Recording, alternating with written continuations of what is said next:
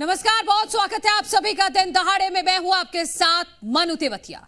मध्य प्रदेश की छिंदवाड़ा सीट इन दिनों किसी कुरुक्षेत्र से कम नहीं, जहां सियासी घमासान अपने चरम पर है। और ये इसलिए क्योंकि यही वो इकलौती सीट है जहां कांग्रेस ने अपने पैर जमाए हुए हैं। अब इसकी मजबूत पकड़ को उखाड़ फेंकने के लिए भारतीय जनता पार्टी ने पूरी ताकत झोंक दी है।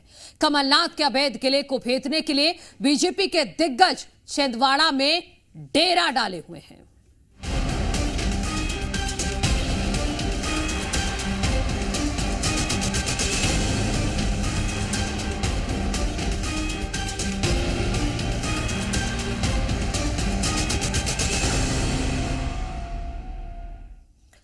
मध्य प्रदेश में लोकसभा चुनाव के दौरान सबसे ज्यादा चर्चा छिंदवाड़ा सीट की है और यही वजह है कि छिंदवाड़ा में कांग्रेस और बीजेपी ने अपनी पूरी ताकत झोंक रखी है।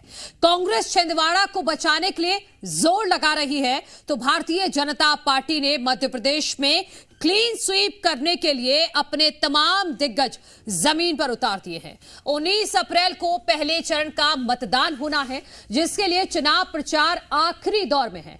कमलनाथ के अवैध किले को भेदने के लिए बीजेपी के दिग्गजों ने छिंदवाड़ा में डेरा डाला हुआ है। केंद्रीय गृह मंत्री अमित शाह बीजेपी प्रत्याशी विवेक बंटी साहू के पक्ष में माहौल बनाने के लिए छिंदवाड़ा पहुंच रहे हैं। अमित शाह यहां बड़ा रोड शो करेंगे, जिसमें सीएम मोहन यादव, वीडी शर्मा, कैलाश विजयवर्गीय, प्रहलाद पटेल समेत कई दिग्गज शामिल होंगे। तो इसी पर चर्चा करने के लिए मेहमान हमारे साथ जुड़ गए हैं, उनका परिचय आपसे करा देते हैं। भारतीय जनता पार्टी का पक्ष रखने के लिए वंदना त्रिपाठी जी हमारे साथ हैं, कांग्रेस का पक्ष रखने के लिए विवेक त्रिपाठी जी हमारे साथ हैं और वरिष्ठ पत्रकार है हमारे साथ सत्यप्रकाश शर्मा जी। आप सभी का बहुत बहुत स्वागत है। विवेक त्रिपाठी जी, आपसे मैं शुरुआत करना चाहूंगी। एक बार फिर अमित शाह आ रहे हैं, हालांकि 8 दिन में दूसरा मध्य प्रदेश का दौरा है, लेकिन खास फोकस छिंदवाड़ा पर है और वो भी रोड शो के जरिए छिंदवाड़ा की जनता को अपने पक्ष में करने की कोशिश करेंगे। कांग्रेस को क्या डर है, क्या इस बार खिसक जाएगा छिंदवाड़ा? देखिए, डर तो भाजपा को है, तभी परसों हमारे विधायक महोदय के यहाँ पुलिस पहुंची, कल हमारे सांसद प्रत्याशी के यहाँ पुलिस पहुंची और आज अमित शाह पहुंच रहे हैं। तो कहीं ना कहीं भाजपा वहां पे भयभीत है। जमीनी रूप से उनको स्पष्ट रूप से दिख रहा है कि जनता ने भाजपा को नकार दिया है।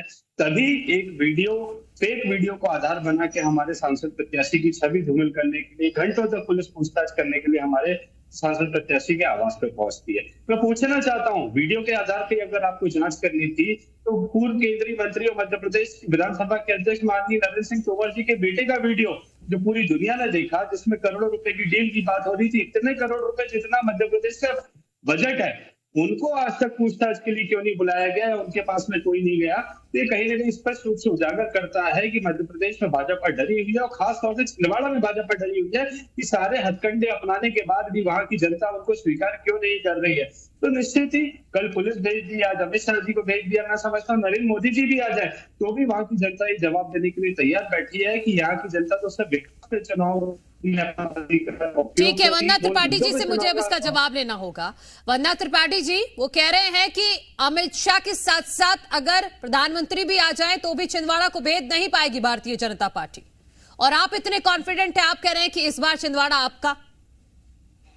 जी नमस्कार सभी को। नमस्कार मनु जी, आपके नमस्कार। देखिए, ये कुछ भी बोले, ये जो वीडियो वायरल हुआ है ये तुच्छ राजनीति को दर्शाता है। किस प्रकार से इनके जो कमलनाथ जी के निजी सचिव मिगलानी जी इसमें मिले हुए हैं, इन्होंने राजनीति के स्तर को इतना गिरा दिया है कि अब किसी भी प्रकार से ये भाजपा को हरा नहीं पा रहे हैं। तो इस तरह के वीडियोस वायरल कर रहे हैं, गलत सलत प्रचार कर रहे हैं। देखिए, अमित शाह जी का दौरा कोई नई बात नहीं है। अमित शाह जी हर संसदीय क्षेत्र में पहुंच रहे हैं। वो हमारी पार्टी के वरिष्ठ नेता है, केंद्र के मंत्री हैं, और आप तो जानती हैं कि हमारे यहाँ हमारा जो संगठन है वो संगठित होकर चुनाव प्रचार करता है। माननीय यशस्वी प्रधानमंत्री जी पूरे देश के दौरे कर रहे हैं, तो जब छिंदवाड़ा में दौरा होता है तब कांग्रेस पार्टी को इतनी मिर्ची क्यों लगती है?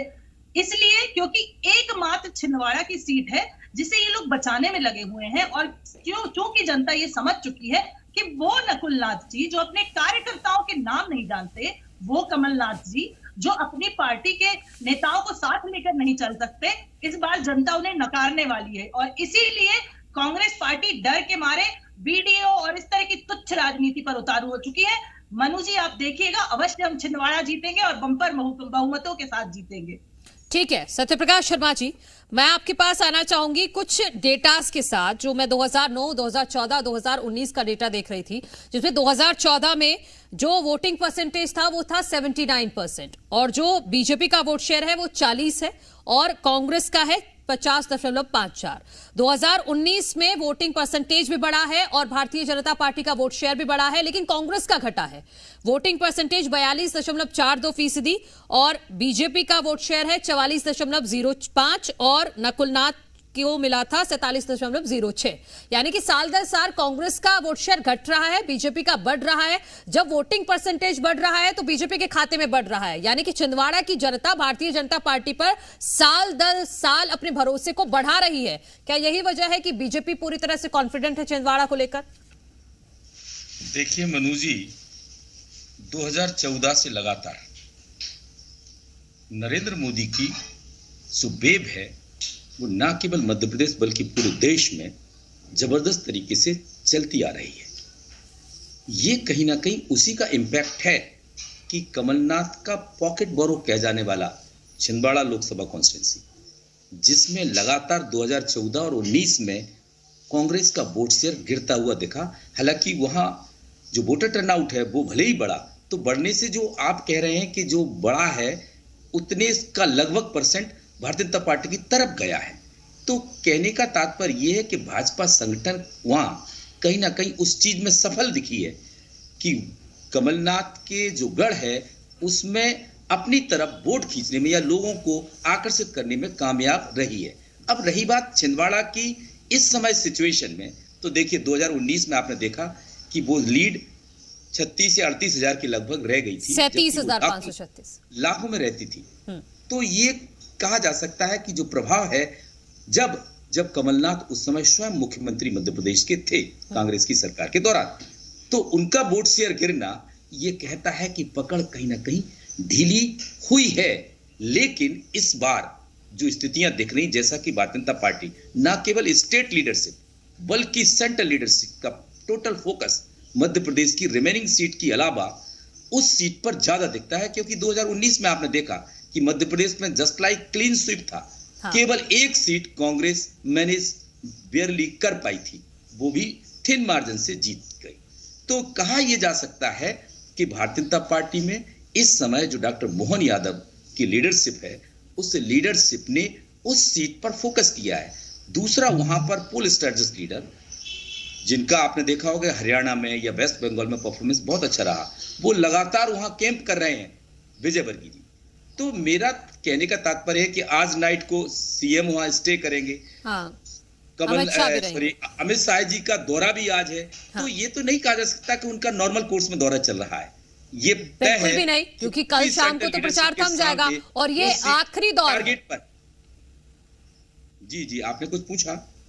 जी मैं आऊंगी आपके पास वंदना जी, लेकिन मैं एक और सवाल जोड़ देती हूँ सत्यप्रकाश जी। वो ये कि क्या जो छिंदवाड़ा की जनता कमलनाथ को समझती है या कमलनाथ का जो वर्चस्व है, क्या वही बात नकुलनाथ में नहीं है?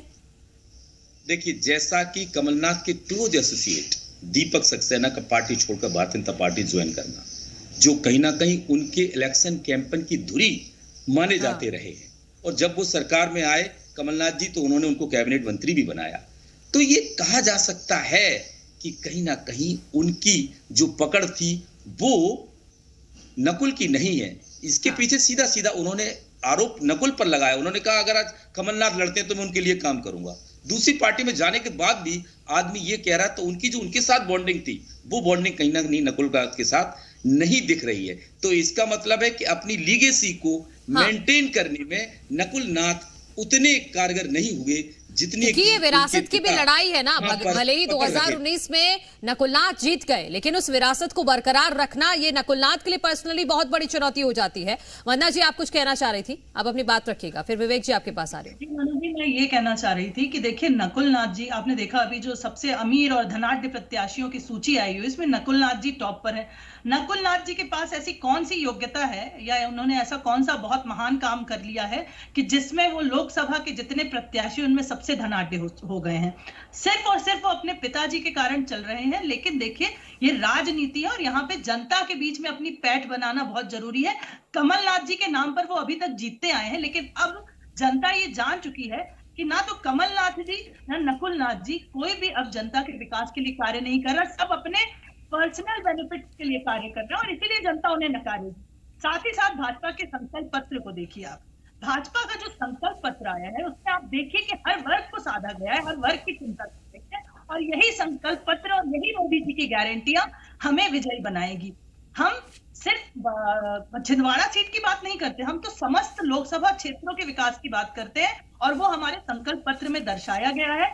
हमने 10 साल का जो विजन है वो विजन काम किया, उस पर हम बात कर रहे हैं। हम आगे 2047 तक के मिशन की बात कर रहे हैं और उसका बेनिफिट 1000 सालों तक हमारे देश की जनता को मिलेगा। इसीलिए हम कहते हैं मोदी की गारंटी और इसीलिए हम कहते हैं कि हम इस बार छिंदवाड़ा भी जीतेंगे, क्योंकि जो हमारे माननीय यशस्वी प्रधानमंत्री मोदी जी हैं उनकी वजह से जनता हमें विजयी बनाएगी और वही हमारे जो पार्टी के स्टार प्रचारक या ये कह लीजिए कि वो हमारी पार्टी के पालक हैं और सब जानते हैं ठीक है, जो भी प्रत्याशी चुनाव लड़ रहा है वो मोदी की गारंटी को आगे ले जाएगा और इसीलिए जनता उन्हें जिताएगी। ठीक है विवेक जी आप जवाब दीजिएगा, लेकिन इस सवाल के साथ कि आप ये कह रहे हैं पूरी तरह से कॉन्फिडेंट होकर कि बीजेपी नहीं भेज पाएगी कमलनाथ के किले को, लेकिन मुझे 5 बड़ी वजह अगर आप बता पाए, क्योंकि वहां पर कांग्रेस नहीं, वहां पर कमलनाथ लड़ रहे हैं, हमने पोस्टर्स में भी देखा है, कैंपेन में भी देखा है। देखिए निश्चित ही 5 नहीं, मैं आपको 15 वजह बता सकता हूँ। सबसे बड़ी वजह तो यह है कि आप इंफ्रास्ट्रक्चर की बात करें तो बाकी 28 लोकसभाओं में, जिसमें पूर्व मुख्यमंत्री शिवराज सिंह चौहान, वर्तमान मुख्यमंत्री मोहन यादव जी रहे, तो इनकी लोकसभा में जाएंगे तो इनकी लोकसभा में भी उतना अच्छा स्ट्रक्चर नहीं है जितना छिंदवाड़ा में। दूसरी बात, सबसे बड़ा जो युवाओं का पलायन है, मध्य प्रदेश की अन्य लोकसभाओं से युवा रोजगार की तलाश में अन्य प्रदेशों का रुख करते हैं, परंतु छिंदवाड़ा में इतनी रोजगार की वहां पे उपस्थित करवाई है कमलनाथ जी के नेतृत्व में, जब सांसद रहते हुए नकुलनाथ जी के नेतृत्व में इतने रोजगार के अवसर उत्पन्न किए हैं कि वहां का युवा पलायन नहीं करता। तीसरा, शिक्षा की सबसे अच्छी व्यवस्था, छिंदवाड़ा के लिए शिक्षा की व्यवस्था करने के लिए कमलनाथ जी का जो विजन था, जो सबसे अच्छा वहां पे ये रहा कि युवाओं को पढ़ाई के लिए अन्य राज्य अन्य जिलों का रुख नहीं करना पड़ता, वहीं पे शिक्षा व्यवस्था मिल जाती है। स्वास्थ्य व्यवस्था, वहां के क्षेत्रीय लोगों को जब भी स्वास्थ्य व्यवस्था की आवश्यकता होती है वहां पे कमलनाथ जी और नकुलनाथ जी का पूरा परिवार वहां पे उपस्थित रहता है और निश्चित ही जो व्यवस्था वहां पे हो सकती है वहां पे कराते, नहीं होती तो अन्य राज्यों में भी भेज के उसको कराते। तो कहीं ना कहीं सीधे तौर पर जुड़ाव है। तो इतना सारा कमलनाथ जी ने करा दिया, तो अब नकुलनाथ जी अगर चुन लिए जाते हैं 2024 में तो वो क्या कराएंगे? बिल्कुल निश्चित ही कराएंगे, ये निश्चित ही करा रहे हैं। और नकुलनाथ जी जब पिछली बार चुन के आए थे और क्षेत्रीय जनता को जो भी समस्या हुई उसका निराकरण तो नकुलनाथ जी ने किया है और नकुलनाथ जी ने जिस तरीके से क्षेत्र की जनता को बांध के रखा है, तो आज स्थिति वहां पे अन्य लोकसभा के आप देखेंगे तो मुकाबले काफी बेहतर है। आप ठीक है, अब विवेक जी अपनी बात पूरी कर लीजिएगा। उनके यहाँ युवाओं को पलायन करना पड़ता है, चाहे वो शिक्षा के लिए हो, चाहे रोजगार के लिए हो, चाहे स्वास्थ्य व्यवस्था के लिए हो। तो कहीं ना कहीं इनका 20 सालों से सरकार होने के बावजूद मध्य प्रदेश में आज शिवराज जी अपने क्षेत्र का विकास नहीं कर पाए, मोहन यादव जी अपने क्षेत्र का विकास नहीं कर पाए।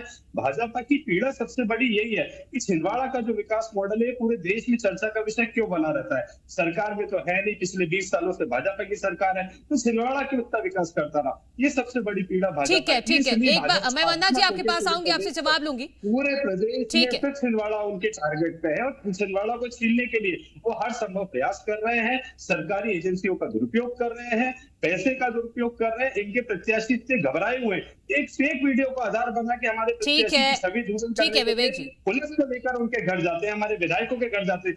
ठीक है, हाँ वंदना जी मैं आ रही हूँ, लेकिन सत्यप्रकाश जी से मुझे एक कमेंट लेना पड़ेगा। विवेक जी एक मिनट, क्योंकि आपने कई वजह बताई है, लेकिन सत्यप्रकाश जी ग्राउंड जीरो पर जनता की नब्ज क्या कह रही है? छिंदवाड़ा में इस वक्त कौन सा मुद्दा चल रहा है? क्योंकि देखिए आखिरी दौर का प्रचार है ये। देखिए इसमें कोई दो राय नहीं, टायर 3 सिटीज के बीच में छिंदवाड़ा ने जिस प्रकार से अपने आप को डेवलप लास्ट डिकेड्स में किया है वो कहीं ना कहीं अद्वितीय तो रहा है, लेकिन लीडरशिप की लूज पकड़ अपने कार्यकर्ता पर ये कहीं ना कहीं किसी भी पॉलिटिकल आउटफिट को एक बड़ा नुकसान पहुंचा देती है। भारतीय जनता पार्टी की इसमें कोई दो राय नहीं कि उसकी जो संगठनात्मक शक्ति है वो न केवल मध्य प्रदेश के दूसरे इलाकों में बल्कि छिंदवाड़ा में भी बड़ी है। हाँ। और लगातार पार्टी के फोकस पर वो सीट होना, बड़े लीडर्स का विजिट करना, डॉक्टर मोहन यादव का स्वयं कई बार वहां जाना, ये कहीं ना कहीं कार्यकर्ता को एक मजबूती प्रदान करने की तरफ ले जाता है। और जब कार्यकर्ता भारतीय जनता पार्टी का अगर वहां मजबूत होगा, उसकी संख्या बढ़ेगी, तो निश्चित रूप से क्या सत्यप्रकाश जी छिंदवाड़ा की जनता इस बारे में बात नहीं कर रही होगी कि कमलनाथ के करीबी क्यों छोड़कर जा रहे हैं? देखिए ये भी आपने बहुत अच्छा सवाल पूछा है।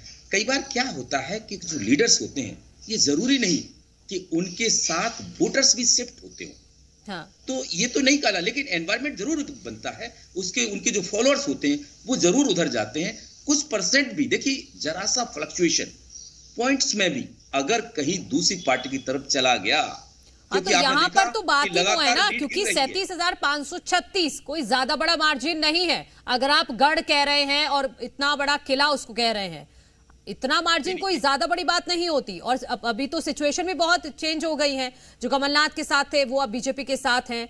17,000 कांग्रेसियों को भारतीय जनता पार्टी में शामिल होने का दावा करती है बीजेपी। ये भी आपने बिल्कुल सही, मैं वही तो कह रहा हूं कि लगातार कांग्रेस की या कमलनाथ की या उनके फैमिली मेंबर की वहां लीड गिरना, ये कहीं ना कहीं इशारा करती है कि उनकी पकड़ जो कभी हुआ करती थी वो उतनी मजबूत नहीं रही। लेकिन इसके पीछे एक बड़ा कारण, हाँ। देखिए जो नेशनल सिनेरियो है उसमें भारतीय जनता पार्टी कांग्रेस से इस समय काफी आगे है। और जब कोई पार्टी लगातार रूल में रहती है या आगे कैंपेनिंग में या संगठनात्मक रूप से मजबूत होती है, तो लोगों का झुकाव भी कहीं ना कहीं उसकी तरफ बढ़ता है। अगर ये झुकाव इस चुनाव में थोड़ा सा भी बढ़ गया तो आप मान के चलिए कि कांग्रेस को वहां मुसीबत खड़ी हो सकती है। नेक टू नेक फाइट है, मतलब नेक टू नेक फाइट है। वंदना त्रिपाठी जी आप कुछ कहना चाह रही थी? ठीक है सत्यप्रकाश। अब मैं आपको 5 वजह बताती हूँ मनु जी कि क्यों कांग्रेस पार्टी छिंदवाड़ा में हार रही है। पहली वजह, हाँ, कमलनाथ जी ने क्या डेवलपमेंट किया, उसका नकुलनाथ जी से क्या लेना देना। और अगर कमलनाथ जी ने डेवलपमेंट किया तो अपना डेवलपमेंट भी काफी किया है।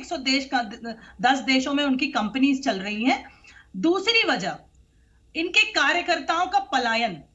जिस प्रकार से इनके कार्यकर्ता, छिंदवाड़ा के कार्यकर्ता खास करके छोड़कर भारतीय जनता पार्टी में आए हैं, वो कहीं ना कहीं इनकी ग्राउंड पर जो लीडरशिप है उसे फेलियर बताता है। तीसरी वजह, नकुलनाथ जी का जनाधार, वो अपने कार्यकर्ताओं के नाम नहीं जानते, जनता के लोगों के नाम नहीं जानते। चौथी वजह, क्योंकि जो ये चुनाव है ये मोदी की गारंटी संकल्प पत्र वर्सेस इनका जो कांग्रेस पार्टी का घोषणा पत्र 1936 का मुस्लिम लीग का जो घोषणा पत्र लाए हैं उसके अगेंस्ट है।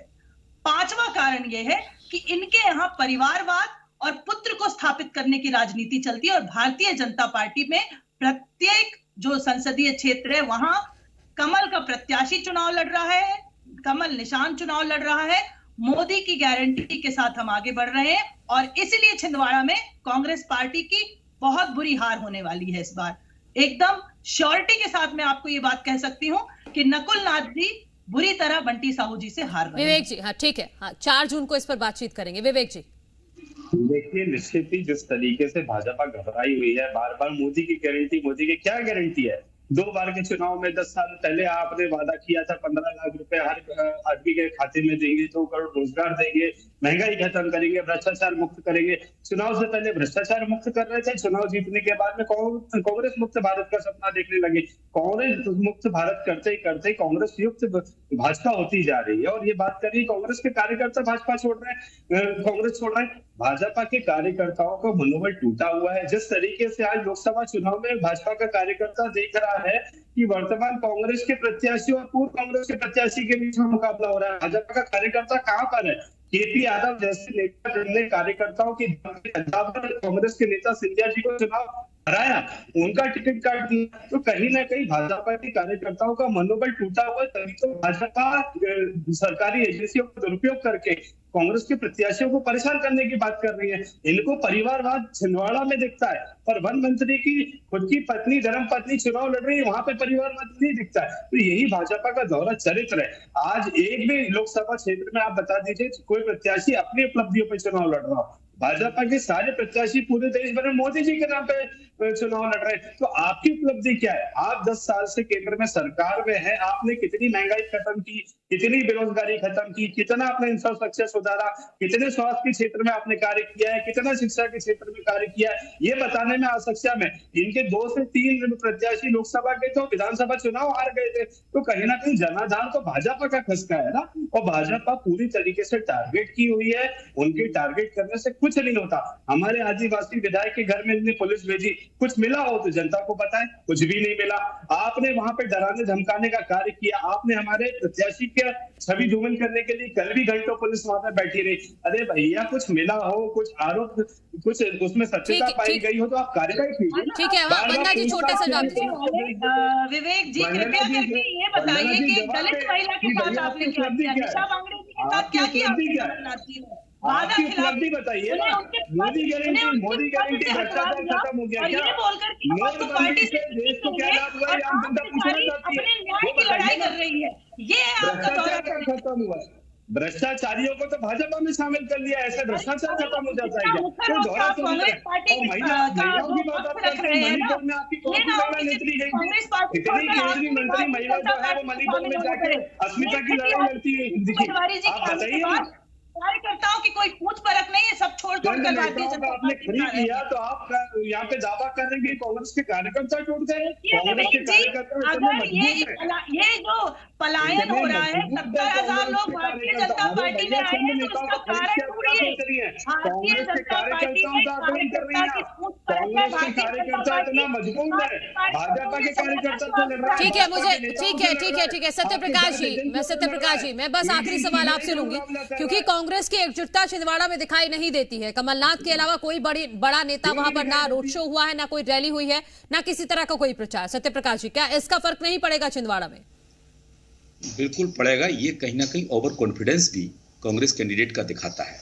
एक चीज, बहुत महत्वपूर्ण चीज बता रहा हूं, कांग्रेस मध्य प्रदेश में 28 पर हारी, लेकिन कमलनाथ के कारण ही तो जीती। इसलिए वो कांग्रेस को लगता है कि कमलनाथ ही अकेले ऐसे हैं जो इस सीट को निकाल सकते हैं। बहुत महत्वपूर्ण चीज सामने ला रहा हूं।